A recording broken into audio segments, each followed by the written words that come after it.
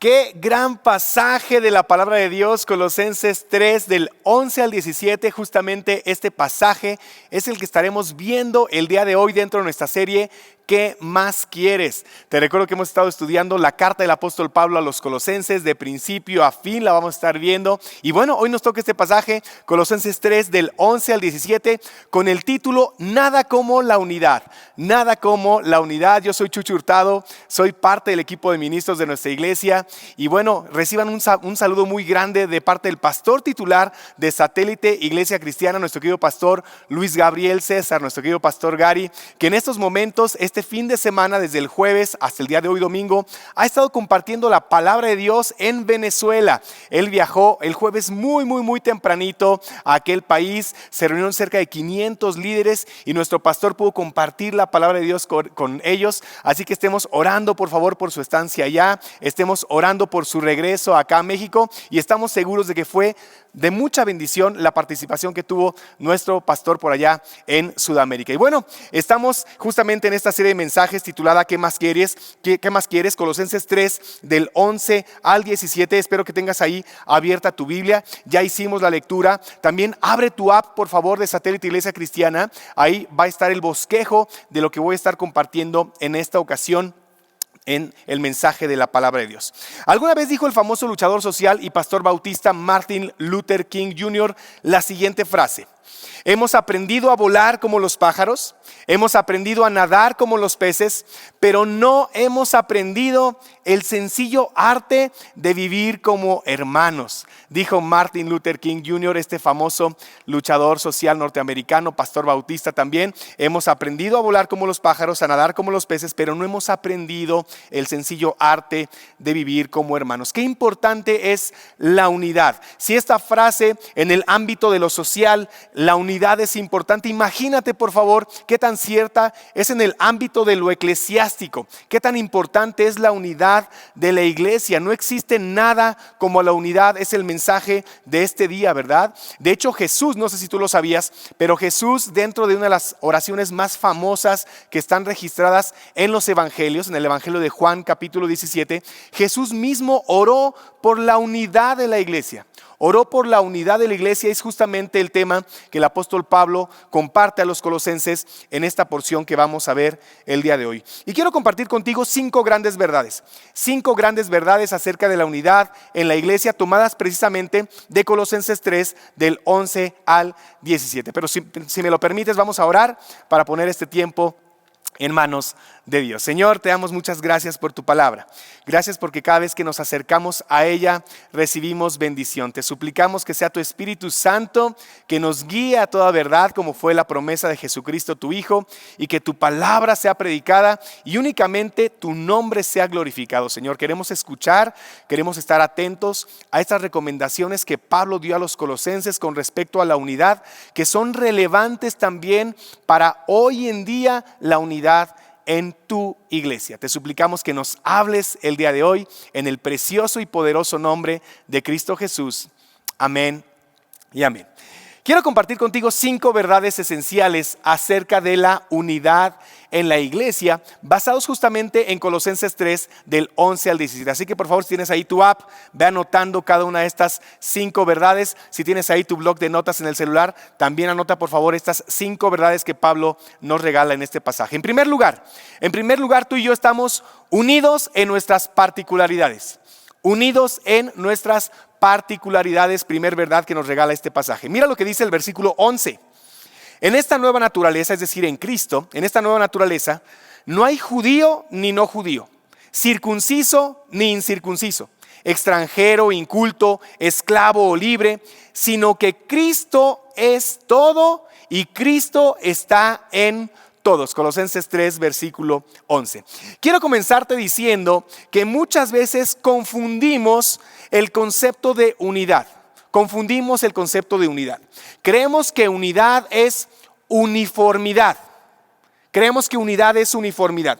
Creemos que unidad es que todos sean iguales. Creemos que unidad es que todos tengan la misma historia de vida que yo. Creemos que unidad es que todos tengan la misma línea de pensamiento que yo, la misma perspectiva que yo, ¿verdad? Básicamente creemos que unidad es uniformidad. Y el apóstol Pablo comienza en este pasaje recordándonos que la unidad tiene que ver más con Cristo en nuestros corazones que en nuestros corazones mismos. Lo primero que el Espíritu Santo nos recuerda en Colosenses 3, versículo 11, es que unidad no es uniformidad. La iglesia de Colosas estaba conformada por diferentes clases de personas, diferentes nacionalidades, diferentes estatus en la sociedad, diferentes historias de vida, pero todos eran uno en Cristo. Me encanta saber eso, ¿verdad? Versículo 11, en esta nueva naturaleza no hay judío ni no judío, circunciso ni incircunciso, extranjero, inculto, esclavo, libre, sino que Cristo es todo y está en todos. ¿Eso significa que las diferencias se borraron? Por supuesto que no.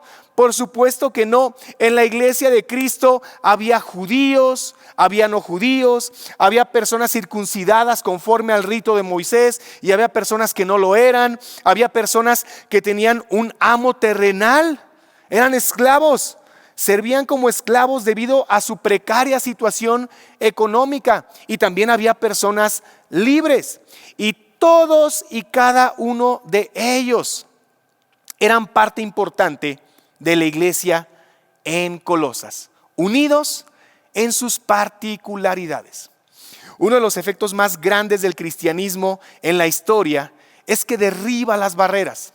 El cristianismo, el mensaje del evangelio, rompe las barreras, y el mundo antiguo estaba lleno de barreras. Tan solo en este pasaje, yo creo que intencionalmente el apóstol Pablo comienza a hablar del mosaico tan amplio que hay de personas en la iglesia de Colosas. Por ejemplo, los griegos miraban por encima del hombro a los bárbaros. Para los griegos, cualquiera que no hablaba griego era un bárbaro. No sé si sabías, la palabra bárbaro significa literalmente el que habla diciendo barbar. De ahí viene la palabra bárbaro, ¿verdad? Una manera muy torpe a veces de hablar. Sin embargo, ahora en Cristo, los griegos y los bárbaros podían ahora dialogar como hermanos. Por otro lado, los judíos despreciaban a los gentiles. Los judíos, ellos creían que eran el pueblo elegido de Dios, ¿verdad? Y en el pensamiento de los maestros judíos más ortodoxos, las demás naciones no servían sino para arder en los fuegos del infierno. Sin embargo, ahora en Cristo, judíos y no judíos podían compartir la mesa. Los escitas, que otras versiones mencionan aquí, los escitas, bárbaros, ¿verdad? Incultos, menciona esta versión. Los escitas eran considerados como los más despreciables de los bárbaros. Más bárbaros que los bárbaros los llamaban los griegos. Josefo, un historiador de la época, los llamaba a los escitas casi bestias salvajes. Casi bestias salvajes. Sin embargo, ahora en Cristo, griegos y escitas podían convivir en paz. Los esclavos ni siquiera se consideraban como seres humanos en las leyes antiguas, se consideraban como posesiones de su amo. Sin embargo, en Cristo, una persona libre se sometía en la iglesia a la autoridad de un pastor que probablemente podía ser esclavo de alguien más, como algunos piensan que fue la historia de Onésimo, que justamente vivía en Colosas. Si no has leído la carta de Filemón, te recomiendo que leas la carta de Filemón. Onésimo, un esclavo fugitivo, muy probablemente se convirtió en uno de los pastores en Colosas. Ahora imagínate un hombre libre someterse a la autoridad de un esclavo que era su pastor. Eso es lo que hace el evangelio de Jesucristo. Echa abajo toda barrera. Friedrich Max Müller, un filólogo alemán del siglo XIX, uno de los más grandes expertos de la historia del lenguaje, dijo lo siguiente: hasta que la palabra bárbaro se excluyó del diccionario de la humanidad y se sustituyó por la palabra hermano, hasta que se les reconoció el derecho de ser clasificados como miembros del género humano a todas las naciones del mundo, entonces podemos buscar los primeros principios de la ciencia y el arte del lenguaje. Y dice este filólogo alemán, y este cambio lo efectuó nada más y nada menos que el cristianismo. Lo efectuó el cristianismo, unidos en nuestras particularidades. En la iglesia de Colosas había toda clase de personas: judíos, no judíos, griegos, escitas, esclavos, libres. Pero dice el apóstol Pablo, Cristo estaba en todos y todos eran uno en Cristo, unidos en nuestras particularidades. ¿Sabes? Si hiciéramos un muy sencillo ejercicio en este lugar o con las personas que nos están viendo a través de redes sociales, y le preguntáramos a la gente de nuestras iglesias su lugar de nacimiento, el lugar donde crecieron y donde han vivido la mayor parte de sus días, su estado civil, su situación socioeconómica, su nivel de escolaridad, su historia de vida, en pocas palabras, nos daríamos cuenta del gran mosaico tan precioso que hay dentro de la iglesia. Es un mosaico hermoso. Y del reto tan increíble que tenemos de amarnos unos a otros y de vivir en unidad a pesar de nuestras diferencias, unidos en nuestras particularidades. ¿Sabes algo? Muchas de estas diferencias, muchas de estas cosas que son particulares a ti, que son particulares a mí, no se enriquecen. No se enriquecen. Por favor, imagina una comunidad donde todos tuvieran la misma historia de vida, donde todos hubieran nacido en el mismo lugar. Por favor, eso no sería una comunidad. Me encanta saber que estas diferencias enriquecen al cuerpo de Cristo. Me encanta saber que estas diferencias nos recuerdan que para Dios no hay acepción de personas. Me encanta saber que estas diferencias nos recuerdan la universalidad del mensaje del Evangelio, unidos en nuestras particularidades. En segundo lugar, algo que nos recuerda el apóstol Pablo a los colosenses y a nosotros también. En segundo lugar, es que tú y yo estamos unidos en nuestro trato mutuo. Unidos en nuestro trato mutuo. Mira lo que dice el versículo 12. Versículo 12 dice: por lo tanto, como pueblo escogido de Dios, santo y amado, revístanse de afecto entrañable, de bondad, de humildad, de amabilidad y de paciencia. Nuestra nueva posición en Cristo nos permite llamar a otra persona completamente diferente a mí, con una historia completamente diferente a la mía, con costumbres tal vez bastante diferentes a las mías. Mi nueva posición en Cristo ahora me permite llamar a esa persona mi hermano o mi hermana. Mi hermano o mi hermana. Eso nos permite estar unidos en nuestro trato mutuo. Y creo que es por eso tan relevante los ejemplos que menciona Pablo en este pasaje, ¿verdad? Donde las barreras que estaban profundamente marcadas en su tiempo, esas barreras se vienen abajo ahora en Cristo y debemos revestirnos de Cristo y tratarnos con bondad, con amabilidad, con misericordia, con perdón. Personas de diferentes nacionalidades que se habrían lanzado al cuello para ahorcarse unos con otros. Los griegos a los bárbaros, los judíos a los gentiles y viceversa. Personas tan diferentes que tal vez históricamente incluso hayan tenido conflictos y guerras. Personas que se odiaban mutuamente. Ahora en Cristo se sentaban juntas a la mesa del Señor. ¿Puedes, por favor, imaginarte la profundidad de esa escena? ¿Puedes imaginarte, por favor, la belleza de esa escena? Un griego compartiendo el pan con un bárbaro. Un judío compartiendo la copa con un gentil. Eso es lo que hace el Evangelio de Jesucristo. Creo que no alcanzamos ni imaginarnos la profundidad ni la belleza que se daban en las escenas de las reuniones públicas en la iglesia de Colosas, donde siendo tan diferentes unos a otros, podían estar unidos en Cristo. Ahora déjame decirte algo. Hoy en día esa misma unidad a la hora de sentarnos a la mesa del Señor debe de movernos a profunda reverencia y a profunda gratitud. De hecho, más adelante juntos, como hermanos en Cristo, vamos a participar de la cena del Señor. Queremos invitar a las personas que nos están viendo en línea a que vayan preparando sus elementos. Más adelante, en esta reunión vamos a celebrar juntos la mesa del Señor. Y sabes, es un momento que como iglesia debemos vivir con tremendo respeto, con tremenda reverencia, con tremenda gratitud en el corazón para Dios. ¿Por qué? Porque en primer lugar recordamos el incomparable sacrificio de Cristo Jesús, que nos dio perdón de pecados, que nos dio vida eterna solamente por su gracia. En segundo lugar, porque todas aquellas personas que le hemos entregado nuestras vidas como Señor y Salvador, que nos hemos bautizado identificándonos con Él y con su iglesia, ahora somos parte del mismo cuerpo.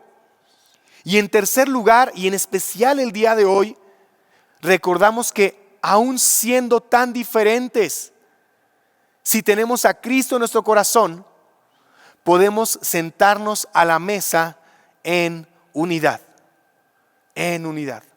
Todo eso recordamos a la hora de celebrar la cena del Señor.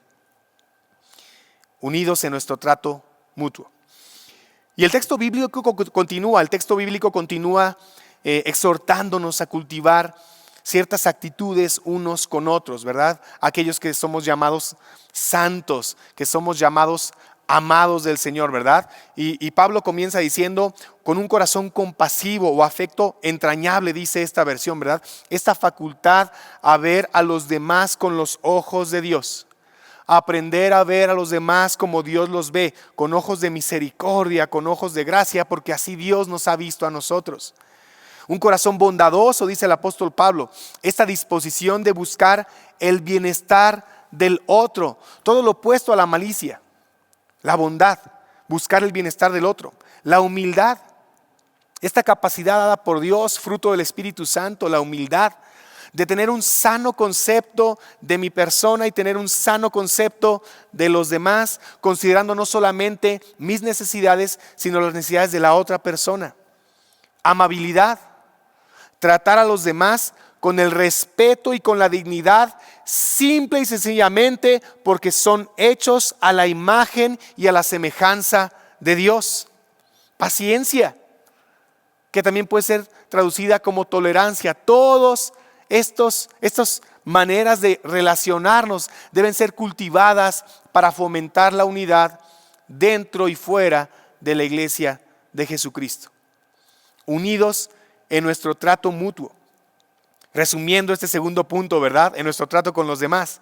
Como santos y amados debemos ser compasivos, bondadosos, humildes, amables y pacientes. Una tercera manera en cómo estamos unidos. Una tercera manera en cómo estamos unidos en Cristo es que estamos unidos en nuestros conflictos. Unidos en nuestros conflictos. Versículos del 13 al 15. De modo de que se toleren los unos a los otros y se perdonen si alguno tiene queja contra otro. Así como el Señor los perdonó a ustedes, perdonen también ustedes. Por encima de todo vístanse de amor, que es el vínculo perfecto, que gobierne en sus corazones la paz de Cristo, a la cual fueron llamados en un solo cuerpo, y sean agradecidos. ¿Cómo que conflictos, Chucho? ¿Cómo que conflictos? Íbamos también, qué padre, unidos en nuestras particularidades, unidos en nuestra manera de relacionarnos unos con otros, bondadosos, ¿verdad? Amorosos. ¿Cómo que nuestros conflictos? ¿Por qué meterse en esos terrenos tan feos? ¿Sabes algo? El tema de los conflictos no es preguntarte si van a llegar o no van a llegar los conflictos dentro del cuerpo de Cristo. Por supuesto que van a llegar. ¿Por qué? Porque en las relaciones humanas, en todas las relaciones humanas, aparecen los conflictos tarde o temprano. El tema no es preguntarse si van a llegar los conflictos o no. El tema es preguntarte si vas a resolver esos conflictos a la manera de Dios. Aprender a resolver los conflictos, dice el apóstol Pablo en esta porción. El conflicto es parte de las relaciones humanas, entre esposo y esposa, entre padres e hijos, entre compañeros de trabajo, entre vecinos, entre compañeros de estudio. El conflicto es parte de las relaciones humanas y como la iglesia está hecha de relaciones humanas, el conflicto también tarde o temprano aparece en la iglesia. Y aquí Pablo nos regala dos palabras increíbles para lidiar con el conflicto cuando aparece dentro del cuerpo de Cristo: tolerancia y perdón. Tolerancia y perdón. Tolerancia significa que debemos aprender a amarnos a pesar de que tal vez por nuestras diferencias naturales no nos caigamos del todo bien. Es completamente normal, no te espantes. No te tiene que caer bien todo el mundo, ni a mí tampoco. Es completamente normal que haya personas con quienes sintamos más afinidad que con otras. Eso es normal, completamente normal. Sin embargo, no por yo simpatizar más con alguien, me da el derecho de maltratar a aquella persona que no me cae tan bien. Eso no es correcto delante de los ojos de Dios. La tolerancia es esa capacidad de aprender a amar a otra persona, aunque no sea completamente compatible con esa persona. La tolerancia justamente se pone en práctica cuando convivo con personas que son diferentes a mí, que no precisamente me caen del todo bien. Y sabes, se necesita madurez cristiana para ser tolerantes unos con otros. La otra palabra que menciona Pablo aquí es el perdón. Perdón significa que cuando alguien me lastima o cuando yo lastimo a alguien, tengo que tener la humildad y la sencillez de corazón para pedir perdón y también para perdonar. La humildad y la sencillez de corazón para pedir perdón cuando yo me equivoco y para perdonar también cuando alguien viene a pedirme perdón. Y Pablo nos dice con claridad la razón. Pablo nos dice con claridad la razón. Cristo nos ha perdonado. Cristo nos ha perdonado. Esa es la razón. No necesitas buscar más razones. Si Cristo te perdonó a ti, entonces ¿quién eres tú para no perdonar a otros? No necesitas buscar más razones. Pablo presenta la razón más alta. Cristo nos ha perdonado en la cruz del Calvario. Esa es la razón por la cual tú y yo necesitamos perdonar a otras personas y ser perdonados. La tolerancia y el perdón no lo otorgamos porque las personas se lo merezcan o porque tú y yo seamos muy buenos, por supuesto que no. La tolerancia y el perdón lo otorgamos porque damos de gracia lo que de gracia hemos recibido. Lo otorgamos simple y sencillamente porque eso es lo que hemos recibido de parte de Dios y debemos darlo a los demás también por gracia, aunque en ocasiones nos cueste mucho trabajo. Mateo 6, 14 y 15. Porque si ustedes perdonan a otros sus ofensas, son palabras de Jesús. Porque si ustedes perdonan a otros sus ofensas, también los perdonará a ustedes su Padre Celestial. Pero si no perdonan a otros sus ofensas, tampoco su Padre perdonará a ustedes las suyas.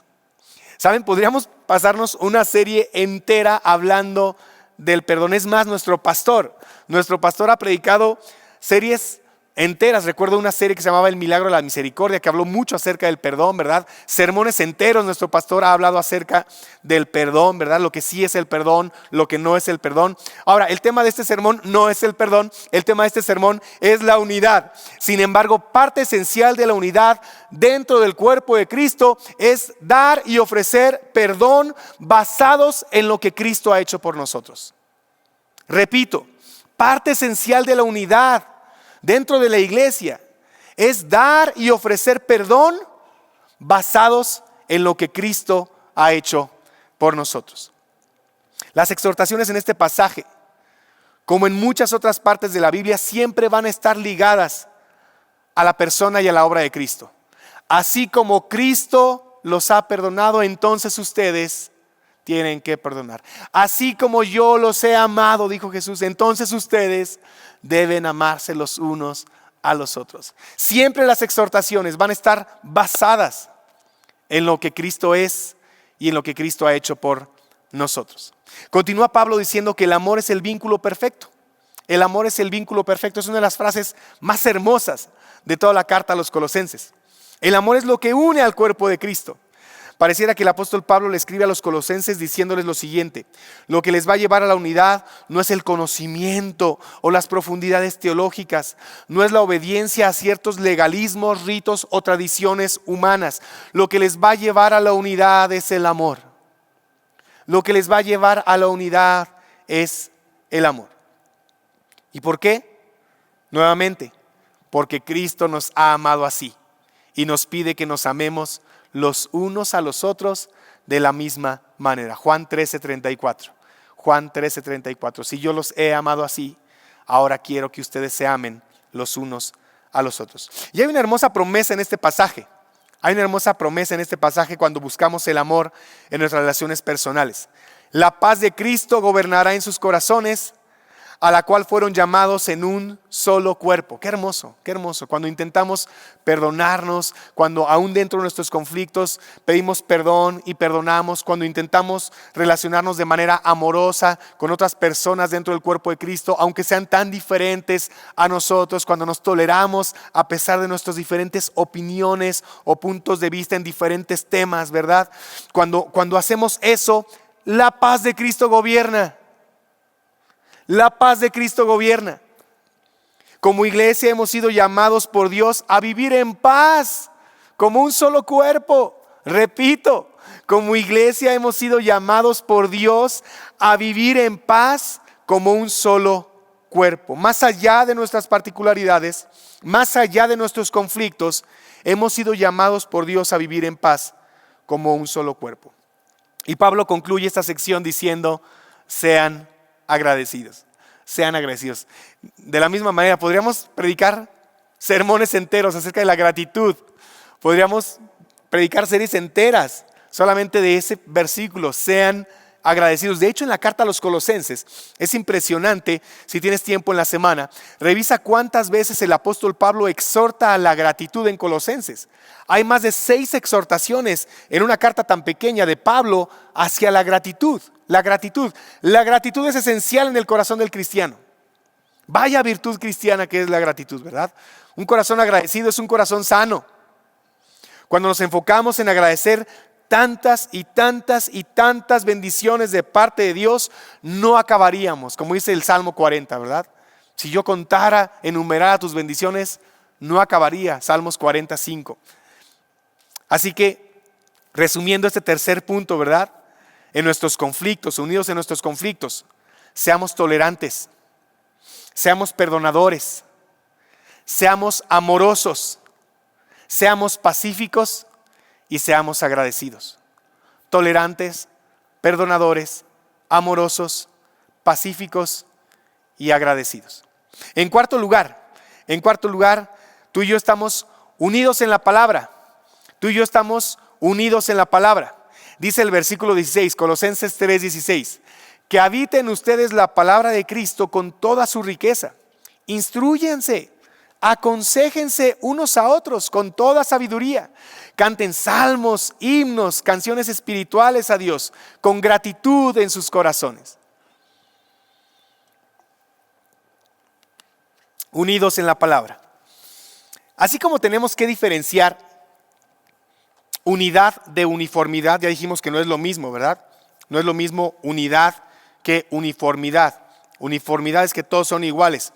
Unidad es que siendo tan diferentes somos uno en Cristo. Así como que tenemos que diferenciar esto, también tenemos que diferenciar unidad de ecumenismo. Unidad de ecumenismo.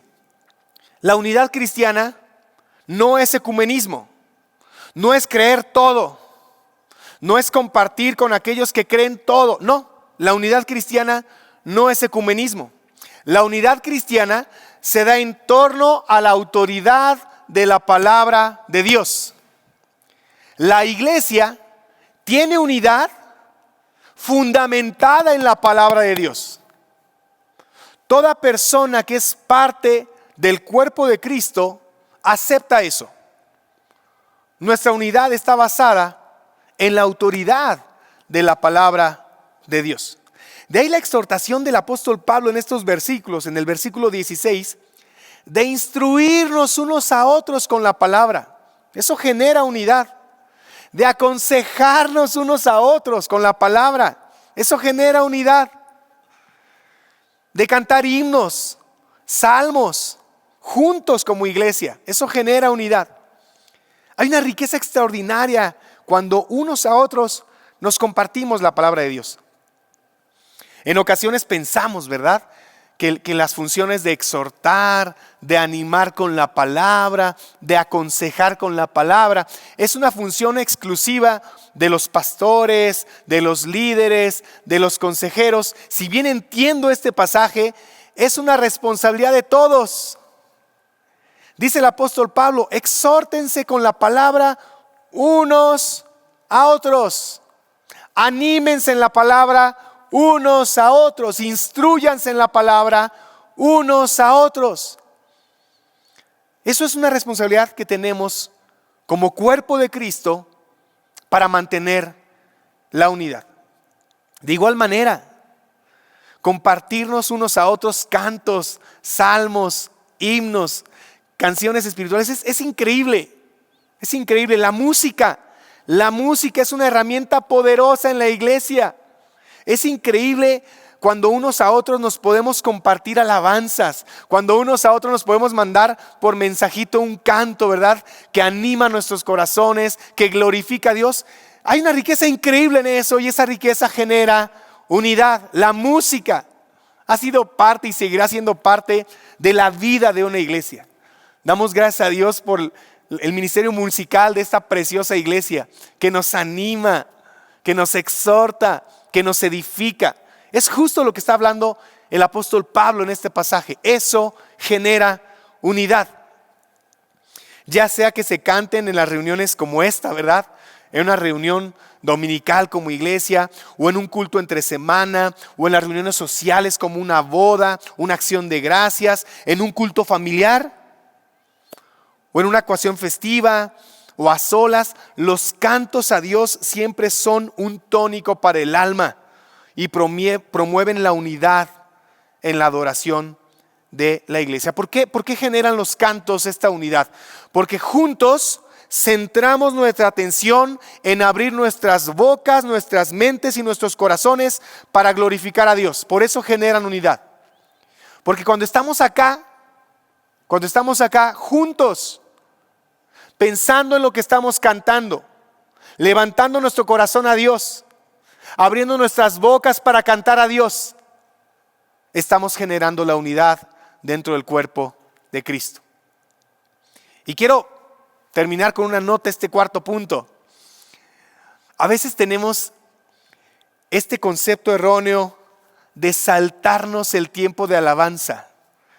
Si tú tienes esta mala costumbre, te invito a que no lo hagas, por favor. Muchas personas de verdad nos dicen, es que yo llego a lo bueno, yo llego a la predicación de la palabra.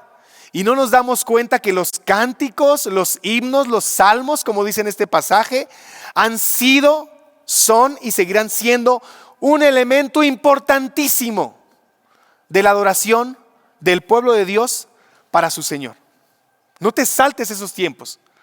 Perdóname, si tienes por costumbre conectarte ya cuando pasaron 15 minutos, ¿verdad? Ya pasó la alabanza, ahora sí voy a escuchar la predicación. No lo hagas, porque estás dejando de participar en un elemento importantísimo de nuestra adoración a Dios, que es la alabanza. Si tú en este lugar o en cualquiera de nuestros campus dices, ay, apenas son las 11:15, sí llegamos al mensaje, no lo hagas. No lo hagas.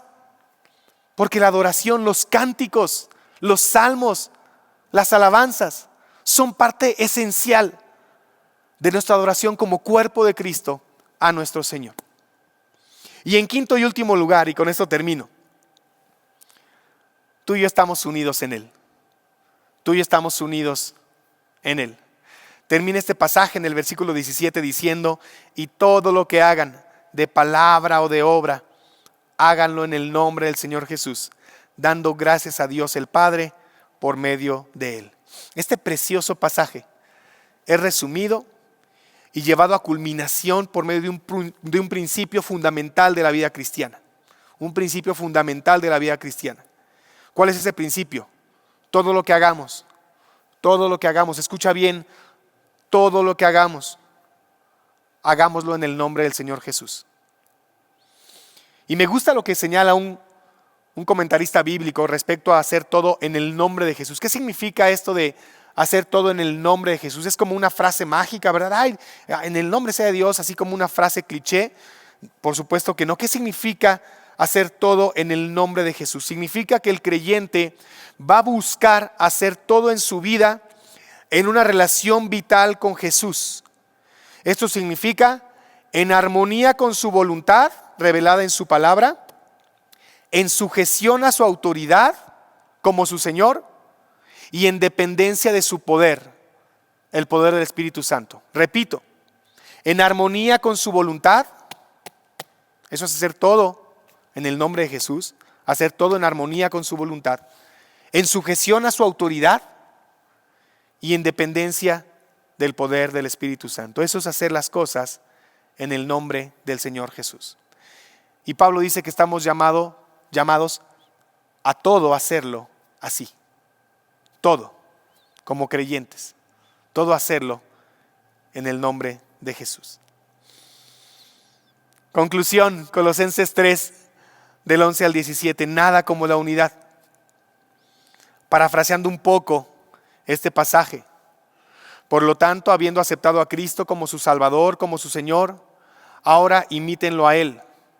De tal forma que sus maravillosas virtudes, un corazón compasivo, la bondad, la humildad y sobre todo el amor, también se vea en ustedes. Así ustedes serán unidos en una fuerte unidad espiritual.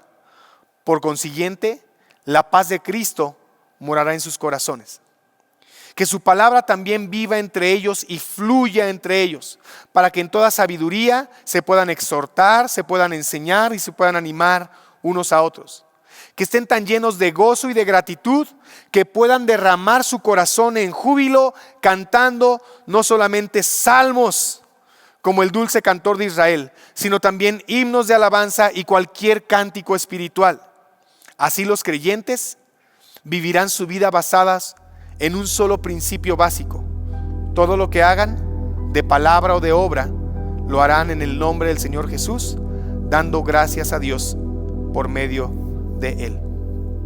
De este modo, como sucede una y otra vez a lo largo de Colosenses, Pablo dirige y enfoca las mentes y los corazones de los destinatarios al único y todo suficiente Salvador Jesucristo.